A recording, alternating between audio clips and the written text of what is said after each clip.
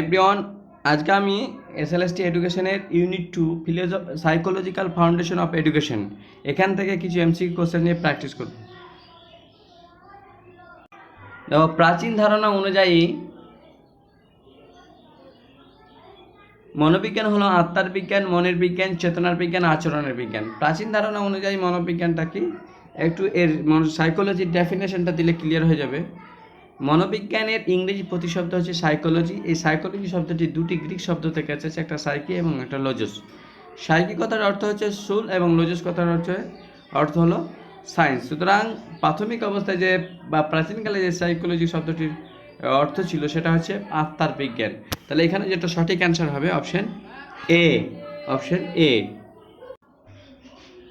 আধুনিক ধারণা অনুযায়ী মনোবিজ্ঞান হলো কি? আত্মার বিজ্ঞান, মনের বিজ্ঞান, চেতনার বিজ্ঞান, আচরণের বিজ্ঞান। আধুনিক ধারণা অনুযায়ী মনোবিজ্ঞান হলো আচরণের বিজ্ঞান। বর্তমানে শিক্ষা হচ্ছে শিশুকেন্দ্রিক শিক্ষা।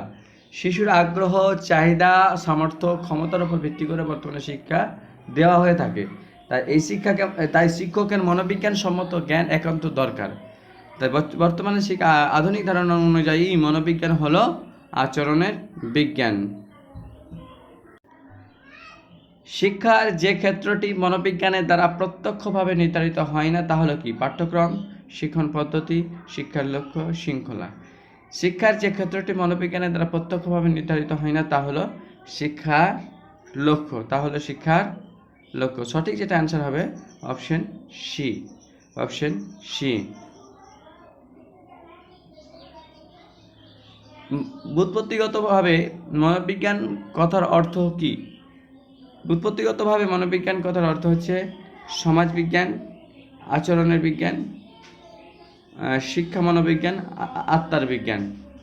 ব্যুৎপত্তিগত অর্থে মনোবিজ্ঞান কথার অর্থ কি এটা জানতে গেলে ডেফিনেশনটা একটু দেখায় আবার। দেখো, মনোবিজ্ঞান ব্যুৎপত্তিগত অর্থ হচ্ছে আত্মার বিজ্ঞান। সঠিক যেটা কনসেপ্ট হচ্ছে আত্মার বিজ্ঞান।